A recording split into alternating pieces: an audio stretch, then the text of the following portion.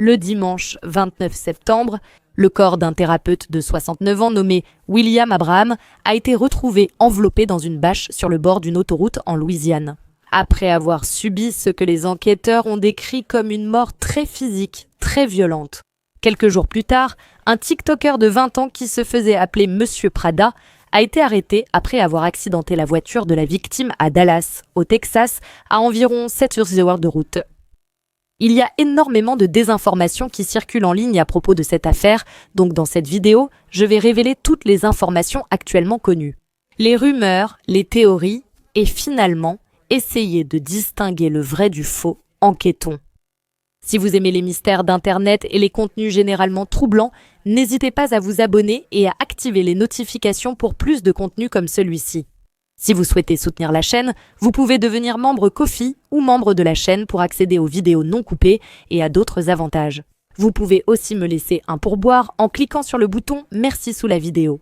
Merci à celles qui y penseront.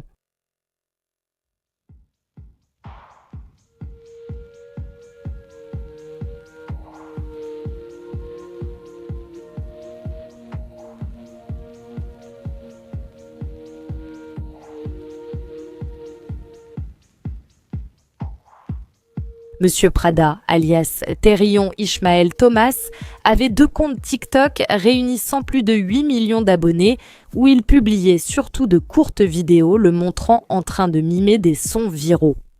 Elle portait souvent sur l'école, les rencontres amoureuses et d'autres sujets propres à son âge. Il avait une certaine réputation en ligne pour avoir volé le contenu d'autres personnes. Si bien que quand une vidéo TikTok devenait virale, on voyait souvent des commentaires prédisant que Terrion la publierait 1 ou 2 jours plus tard. La plupart de son contenu était assez banal, il ressemblait juste à un TikToker moyen de 20 ans, mais il y a eu un petit changement. Vers le mois de mars cette année, Terrion avait apparemment disparu d'Internet pendant environ 3 mois. Depuis 6 mois, il n'a rien publié sur ce compte. Il est revenu le 19 mars avec une vidéo de 5 minutes où il se coupe les cheveux. Il n'y avait pas vraiment d'explication sur où il était passé, à part qu'il avait simplement besoin de faire une pause des réseaux sociaux. Beaucoup de gens regardent cela avec du recul et se demandent si c'est à ce moment-là que tout a commencé à mal tourner. Évidemment, se couper les cheveux ne veut pas forcément dire qu'on fait une crise ou quelque chose comme ça, mais il se passait beaucoup d'autres choses à la même période. 1 mois plus tard, il a publié une vidéo dans laquelle il chantait une chanson et disait, je cite, « Je ne m'appelle plus Prada, arrêtez de m'appeler comme ça ». Des abonnés ont remarqué qu'il semblait étrange dans cette vidéo. Ils ont également fait référence à une vidéo sur sa chaîne YouTube qui a depuis été supprimée, où il disait qu'il n'allait pas très bien. Si vous comparez son attitude dans cette vidéo à celle d'une vidéo qu'il avait publiée sur son autre compte TikTok près d'1 an auparavant, il y a une nette différence. Avant, il avait l'air vraiment détendu et relax, et maintenant il avait beaucoup plus d'énergie, il semblait même un peu instable. Dans la vidéo désormais supprimée sur YouTube intitulée « Réveillé déprimé, au moins je suis mince, Ascolara », il a parlé de ses difficultés avec la dépression et a averti les gens de ne pas se mettre en couple parce que tout ce qu'ils font, c'est mentir et tromper. Peut-être en sous-entendant qu'il venait de traverser une rupture. Il parlait encore calmement dans cette vidéo qui, je pense, a été mise en ligne il y a plus d'1 an. La prochaine vidéo qu'il a mise en ligne sur YouTube a été publiée peu de temps après qu'il se soit coupé les cheveux et c'est là que son comportement a commencé à devenir vraiment inquiétant. Il passe les 6 minutes entières à se raser la tête, la barbe et les sourcils avec une tondeuse tout en criant et en partant dans des délires erratiques, disant des choses assez inquiétantes comme « Cette vie est une prison, ouah, sortez-moi de là, bordel !» Quelques jours plus tard, il a publié une nouvelle vidéo intitulée « Je suis bipolaire », dans laquelle il explique qu'il est bipolaire. Et il a essayé de le cacher, mais ça lui a échappé. Cette vidéo, celle où il parle de sa dépression, et beaucoup de ses TikTok, y compris un où il dit avoir déjà fait une crise de nerfs, ont depuis été supprimés. Vous pouvez trouver des extraits en cherchant. Ces vidéos ressemblent à un appel à l'aide. Mais même si ses abonnés se sont inquiétés pour son bien-être, il n'y avait pas grand-chose qu'il pouvait faire personnellement.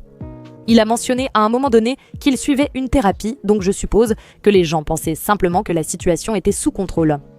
Après tout cela, j'ai vu des commentaires de gens rejetant une part de la faute sur ses abonnés. Mais honnêtement, Je trouve ça ridicule. Comme je l'ai dit, qu'était-il censé faire?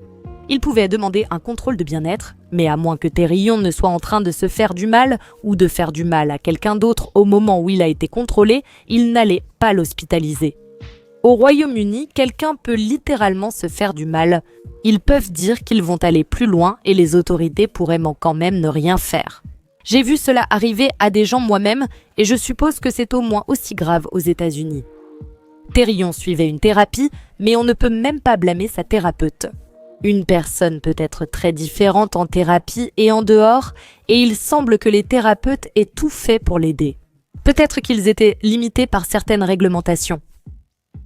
Cela dit, si jamais vous voyez une situation comme celle-ci se dérouler en temps réel, s'il vous plaît, demandez un contrôle de bien-être, aidez autant que possible dans la limite du raisonnable. En tant que simple abonné d'une TikTokeuse, ne vous blâmez jamais pour ses actes. Bref, je m'égare. Thérillon a continué à publier sur TikTok avec le même type de vidéos qu'il postait auparavant. Elles étaient clairement plus récemment liées aux rencontres qu'avant, ce qui suggérait peut-être qu'il voyait quelqu'un, mais c'était peut-être juste du contenu générique et auquel on peut s'identifier. Il semble avoir l'habitude de supprimer beaucoup de vidéos, donc je ne suis pas vraiment sûre de ce qui se passait d'autre à cette époque s'il en a parlé publiquement. Le 19 septembre, il a publié une vidéo de 11 minutes sur YouTube intitulée « Emo Mukbang ». Dans cette vidéo, il a dit vouloir prendre du poids et que manger chez McDonald's semblait être la seule solution. Les autres aliments le font souvent vomir. Il paraissait plus calme dans cette vidéo, même s'il a dit qu'il lui arrivait de décrocher. Il a oublié ce dont il parlait à plusieurs reprises et il lui arrive parfois de fixer le vide pendant qu'il parle. Il raconte aussi une histoire pour expliquer qu'il a peur de l'eau parce qu'il a failli se noyer plusieurs fois quand il était plus jeune. Je ne crois pas que ces digressions soient si rares dans les vidéos de mukbang. Et dans l'ensemble, il semble clairement y avoir une amélioration de son état mental ici, du moins d'après ce qu'on peut voir dans la vidéo. Une semaine après, Thérillon a de nouveau agi bizarrement en publiant une vidéo YouTube nommée « Ce que je fais après une rupture ». Elle ne durait qu'1 minute et 27 secondes. Et dedans, il chante à plusieurs reprises la phrase « Je ne veux pas être avec toi », tout en arrachant la chemise qu'il porte. Le contenu sur ses comptes TikTok était beaucoup moins préoccupant récemment, à moins que certaines choses n'aient été supprimées, ce qui n'est pas improbable. Comme je l'ai dit, ce qui est visible maintenant, ce sont surtout les petites vidéos courtes et auxquelles on peut s'identifier, comme il en a posté pendant longtemps. Mais il y en avait quelques-unes qui sont un peu douteuses avec le recul. Fin avril, il y en avait une avec ce texte à l'écran. Quand tu es resté un peu trop longtemps sans problème et que tu sens qu'un événement canonique approche. Une autre, largement partagée après son arrestation, disait « Je m'entraîne pour ma photo d'identité judiciaire, parce que cette année, il se pourrait bien que quelqu'un rencontre Dieu s'il m'énerve trop. » Mais ça, c'était en mai 2023. Et quoi qu'il ait pu faire récemment, je doute fortement qu'il l'ait planifié pendant 1 an et 4 mois. Le clip était probablement juste censé être une blague. Certains de ses abonnés ont commenté ses vidéos récentes et depuis son arrestation, en notant que son état mental semblait s'être légèrement amélioré depuis la vidéo où il s'était rasé la tête et criait en parlant de la vie comme d'une prison. Peut-être que cela montre qu'on ne sait jamais vraiment ce qui se passe derrière la caméra. La dernière activité en ligne de Thérillon a eu lieu sur TikTok le samedi 28 septembre.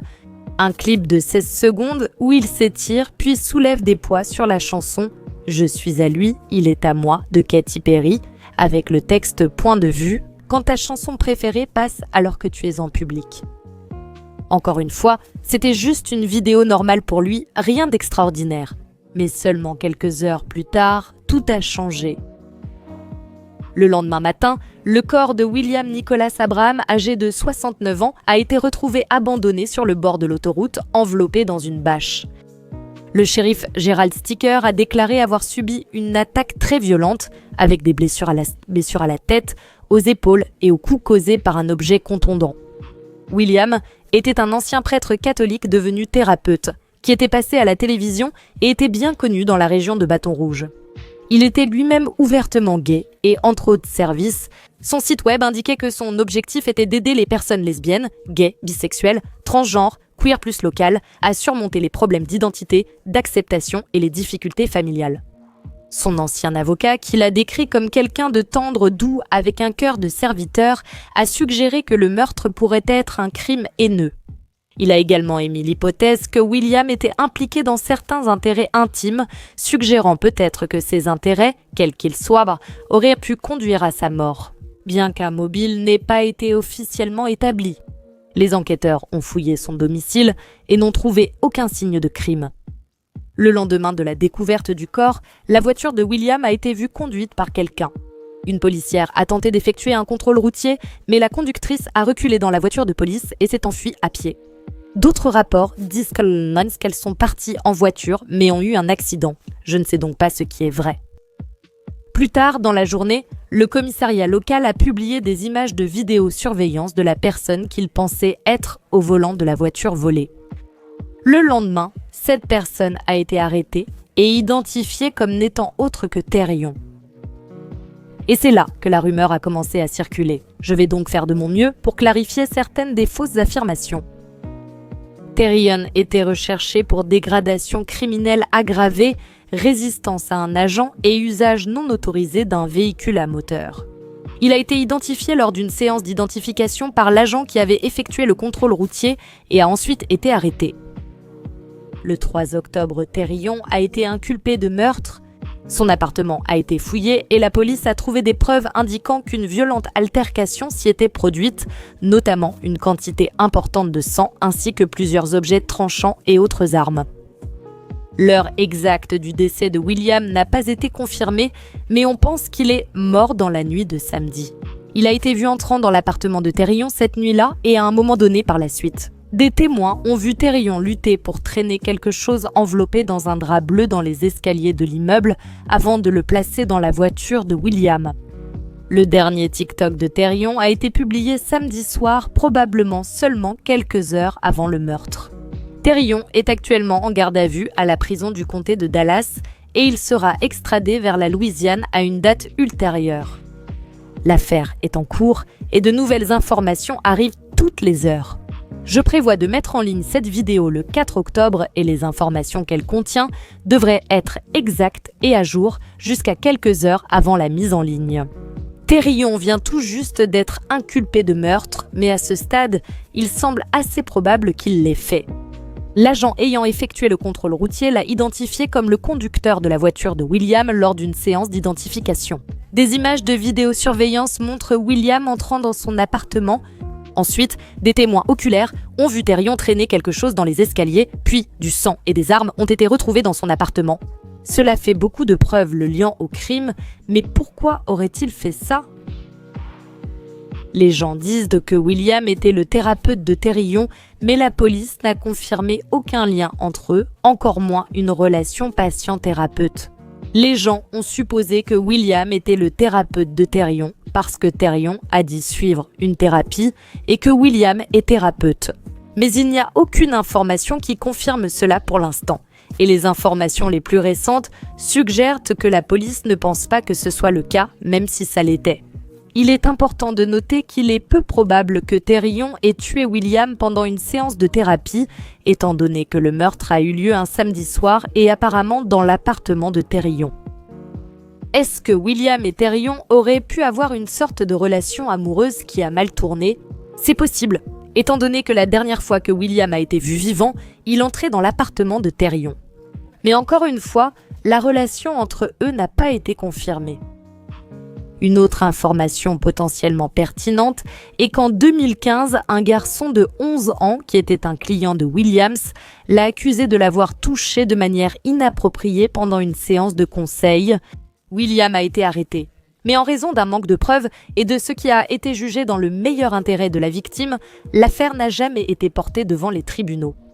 Selon l'avocat de William cité par le Washington Post, les charges ont été abandonnées après que le garçon ait retiré sa déclaration et se soit excusé à plusieurs reprises auprès de William. Au fil des années, je ne sais pas vraiment quoi penser de cela, car le Washington Post est la seule source que j'ai vue mentionner que le garçon est revenu sur sa déclaration et s'est excusé. D'autres sources indiquent que l'affaire a été classée faute de preuves. Beaucoup d'affaires de ce genre sont classées faute de preuves. Et cela ne veut pas forcément dire que le crime n'a pas été commis. C'est simplement un crime difficile à prouver.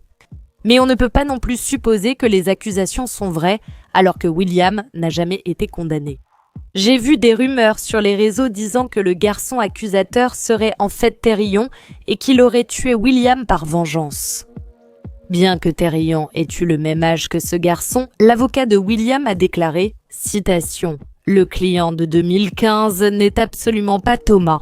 Je n'ai jamais entendu parler de Thomas et je n'ai aucune idée s'ils ont jamais eu une quelconque relation. » D'autres théories qui circulent en ce moment suggèrent que William a essayé d'agresser Thérion et qu'il l'a tué en représailles. Encore une fois, il n'y a aucune information pour étayer cela, la police n'a pas établi de mobile. Rappelez-vous que cela semble s'être produit dans l'appartement de Thérion, mais pas pendant une séance de thérapie, ni dans la rue ou autre chose du genre.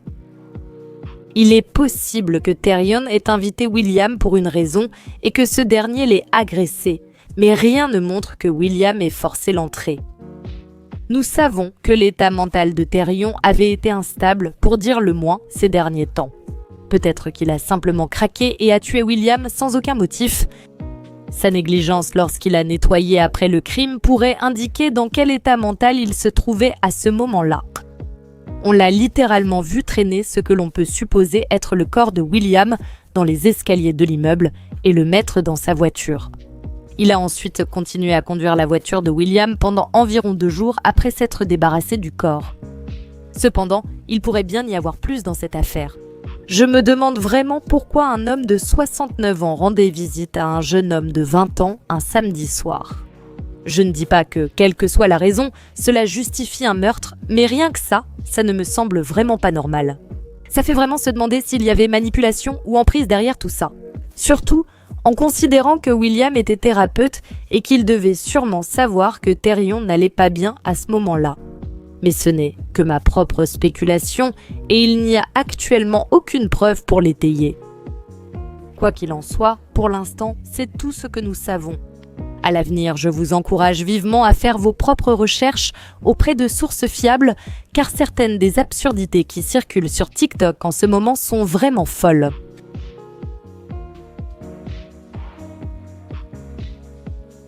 J'aimerais beaucoup connaître vos avis et théories dans les commentaires, ainsi que toute suggestion que vous pourriez avoir pour une prochaine vidéo.